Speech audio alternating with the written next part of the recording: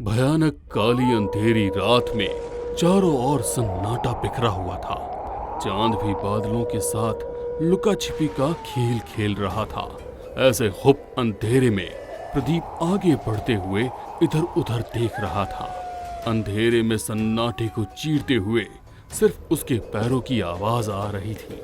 अचानक चलते हुए प्रदीप रुक गया और ठंडी अंधेरी रात में भी उसके पसीने छूट गए। सामने एक महिला काले कपड़ों में खड़ी थी, जिसके बिखरे हुए बाल, आंखों की जगह गड्ढा, सिर पर से बहता हुआ खून उसे और डरावना बना रहा था। वो धीरे धीरे दबे कदमों से उसकी ओर बढ़ने लगी। उसे अपनी तरफ बढ़ता हुआ देख प्रदीप पीछे की ओर भागने लगा, मगर उसने अपने हाथों को लंबा कर उसे पीछे से पकड़ लिया। प्रदीप उसकी पकड़ से छूटने की नाकाम कोशिश करने लगा। प्रदीप को जमीन पर जोरों से पटक कर अपने बड़े नाखूनों से उसने प्रदीप का पेट चीर दिया और उसमें से मांस निकाल कर खाने लगी। इस गांव में कोई नहीं बचेगा, सब मेरा शिकार बनेंगे। शहर से आने वाली बस जैसे कि बस स्टैंड पर रुकी, सुना सा तेजी से उसकी ओर बढ़ने लगे। बस से उनकी 18 वर्षीय पोती अपने एक दोस्त के साथ आई थी। अपने दादाजी को सामने देखकर तुरंत उनके गले लग गई। दादाजी, मैंने मना किया था ना आपको स्टेशन आने के लिए। अरे पूरे 7 सालों के बाद तू आ रही थी, मुझसे तो इंतजार ही नहीं हो रहा था, सो मैं खुद ही यहाँ चला आया। उनकी बात सुनकर राधिका और उसका दोस्त मोहित दोनों हंसने लगे। दोनों ने अपना अपना सामान उठाया और दादाजी के पीछे पीछे चलने लगे। मोहित गांव के घरों को देख रहा था। अचानक उसने कुछ देखा और इशारे से राधिका को बताने की कोशिश करने लगा। राधिका भी गांव के घरों को देखकर हैरान थी। हर घर के बाहर दरवाजों पर लिखा था नालेबा। नालेबा? नालेबा का मतलब क्या होता है? नालेबा का मतलब तो कल आना होता है, मगर यहाँ हर दरवाजे पर ये क्यों लिखा है? उन दोनों की बातें सुनकर दादाजी पीछे देखने लगे और उन्होंने राधिका के सिर पर हाथ रख दिया। बेटा, तुम यहाँ पर गांव के लोगों के जीवन पर रिसर्च करने आई हो, ये अच्छी बात है, मगर इन लोगों के विश्वास पर कभी भी सवाल मत उठाना है। मगर दादाजी, कोई तो कारण होगा जो इन लोगों ने ये सब लिख रखा है। सिन्हाजी उन दोनों को गुस्से से देख और चुपचाप घर चलने के लिए कह रहे थे। घर पर राधिका की दादी उन दोनों का इंतजार कर रही थी। घर पहुंचकर दोनों ने खाना खाया और तब तक रात हो चुकी थी। सफर में थके होने के कारण दादाजी ने मोहित का बिस्तर अपने कमरे में लगवाया और राधिका को दादी के साथ के गेस्ट रूम में सुला दिया। बेटा, मैं तुम दोनों से एक बात कहना चाहता हूँ, चाहे कुछ भी हो जाए, रात के वक्त बाहर मत निकलना। आखिर ये सब चल क्या रहा है? बेटा, तू थक गई होगी, अभी सो जा, सुबह बातें करेंगे। सब लोग सोए ही थे कि कुछ देर बाद दरवाजे पर जोर से दस्तक होने लगी। आवाज इतनी तेज थी कि राधिका उठकर दरवाजा खोलने जाने लगी तो दादी ने उसका हाथ पकड़ लिया। राधिका हैरानी से उनकी ओर देख रही थी।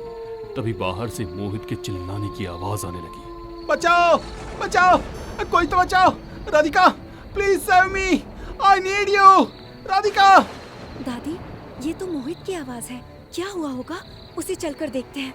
उसे कुछ नहीं हुआ है, आकर चुपचाप सो जाओ। राधिका, आओ, प्लीज प्लीज राधिका। मोहित की आवाज सुनकर राधिका ने जाने की कोशिश की, मगर दादी ने उसे अपनी कसम देकर सुबह तक बाहर जाने से रोक लिया।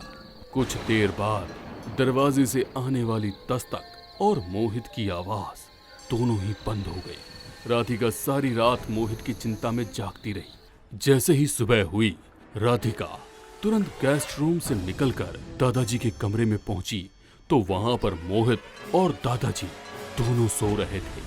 राधिका के कदमों की आहट से दादाजी की नींद खुल गई। बेटा, इतनी सुबह सुबह यहाँ कुछ चाहिए था क्या?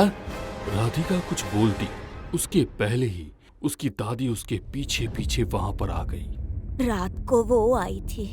दादी की बात सुनकर दादाजी के चेहरे का रंग उड़ गया। मगर हमें तो कोई आवाज नहीं आई भाई। वो राधिका को मोहित की आवाज में बुला रही थी। कौन आई थी? आप किसकी बात कर रहे हो? मुझे कुछ समझ नहीं आ रहा है। दादी उसका हाथ पकड़कर दरवाजे पर लेकर, दरवाजे पर खून के हाथ छपे हुए थे और काले रंग के 2 पैर उल्टे बने हुए थे। ये सब क्या है दादी? अब यही इस गांव का सच है। हर रात वो स्त्री आती है और घर को खुलवाने का प्रयास करती है। कोई घर खोल दे तो उसकी मौत निश्चित है। तुम दोनों बाहर से आए हो, इसीलिए तुम्हें उसका सच पता नहीं है। शायद यही कारण होगा जो आज उसने हमारा घर चुना था, ताकि तुम दोनों में से किसी का शिकार कर सके। दादी, आप पहेलियां क्यों बुझा रही हैं? सच सच बताइए ना, आखिर ये माजरा क्या है?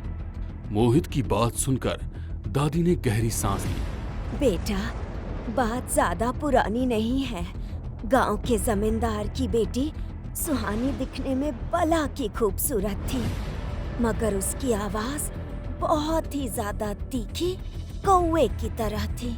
जब वह बोलती तो लोग उसका मजाक उड़ाते। बचपन में तो उसे फर्क ही नहीं पड़ता था, मगर जैसे जैसे बड़ी होकर खूबसूरत स्त्री बन गई, लोगों की कई बातें उसे चुभने लगी।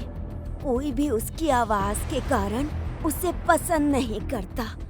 एक दिन कुछ बच्चे मिलकर उसकी आवाज की नकल उतार रहे थे। फिर उसे देखकर जोर जोर से हंसने लगे। अपने से छोटे बच्चों को इस तरह अपना मजाक उड़ाते देख उससे सहन नहीं हुआ और उसने गांव के बाहर कुएं में कूदकर खुदकुशी कर ली। बेमौत मरने के कारण उसकी आत्मा को शांति नहीं मिली और वो अपनी आवाज बदलकर लोगों को बुलाती है और उसे मार कर अपनी दुनिया में ले जाती है। वो बात तो ठीक है, मगर ये नालेबा लिखने का क्या मतलब है? हर कोई उसके आतंक का शिकार हो रहा था। गांव में एक साधु महाराज आए, फिर उन्होंने हर दरवाजे पर नालेबा लिखने के लिए कहा ताकि वो स्त्री उसे पढ़कर लौट जाए। उसकी मुक्ति का कोई तरीका नहीं? उसकी मुक्ति का तरीका तो मुझे नहीं पता, मगर लोगों की नफरत के कारण वो मरी थी। हो सकता है किसी का प्यार उसे मुक्ति दिला दे। मैं कोशिश करूंगी उसे मुक्ति दिलाने की। तुम उसे मुक्ति दिलाओगी, मगर कैसे? मैं तुम्हें कहीं नहीं जाने दूंगी। जिस काम से आई हो वो काम करो और वापस शहर चली जाओ। दादी की बात सुनकर मोहित और राधिका एक दूसरे की ओर देखने लगे। मोहित ने आंखों के इशारे से चुप रहने के लिए कहा। कुछ देर बाद दोनों सिन्हा के साथ गांव के लोगों के जीवन पर रिसर्च करने के लिए गांव में लोगों से मिलने लगे। घूमते घूमते वो लोग गांव के बाहर पहुंच गए थे, जहां वो कुआं था। चलो बेटा, आज के लिए इतना बहुत है। खाने पर तुम्हारी दादी हमारा इंतजार कर रही होगी।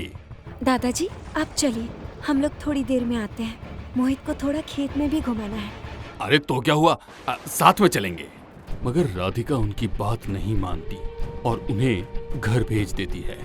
उनके जाने के बाद दोनों उस कुएं की ओर धीरे धीरे बढ़ने लगे। दोनों कुछ कदम की दूरी पर ही थे कि अचानक कुएं में तेज बवंडर उठने लगा। उस बवंडर के कारण उड़ती धूल, मिट्टी उन दोनों की आंखों में जा रही थी। दोनों ने आंखें बंद कर ली। Mohit, are you all right? Yes. वो बवंडर उड़ता हुआ उन दोनों के करीब आ गया और दोनों को अपनी चपेट में ले लिया। वे उस बवंडर के साथ साथ गोल गोल घूम रहे थे। तभी तेज और तीखी हंसने की आवाज आने लगी। दोनों ने अपने कानों पर हाथ रख लिए। छोड़ दो हमें, हम तुम्हें मुक्ति दिलाने के लिए आए हैं। राधिका की बात सुनकर बवंडर एक भयानक स्त्री में बदल गया। मुक्ति? मुझे नहीं चाहिए मुक्ति, मुझे चाहिए बदला, जो मैं खुद लेकर रहूंगी। कहते हुए उसने मोहित को हवा में ऊपर उछाल दिया। मोहित हवा में तैर रहा था। उसकी दशा देख राधिका को डर लगने लगा। छोड़ दो उसे, मैं तुमसे दोस्ती करना चाहती हूँ। क्या तुम मेरी दोस्त बनोगी? मेरा कोई दोस्त नहीं है। मेरी आवाज से सब लोग डरते हैं। मैं तो नहीं डरी, मुझे अपना दोस्त बना लो। कहते हुए राधिका धीरे धीरे उसकी तरफ आगे बढ़ने लगी। राधिका की आंखों में सच्चाई देखकर उसे यकीन होने लगा था। उसने मोहित को हवा से नीचे उतार दिया। क्या तुम सच में मेरी दोस्त बनोगी? हाँ, मैं तुम्हारी दोस्त बनूंगी, मगर मेरी एक शर्त है। आज के बाद तुम गांव वालों को परेशान नहीं करोगी। ठीक है, तुम्हारी दोस्ती के लिए ये भी सही। अब तुम और हम पक्के दोस्त हैं। हमें कोई अलग नहीं कर सकता। कहते हुए उसने राधिका को पकड़कर उसके शरीर को चीर दिया।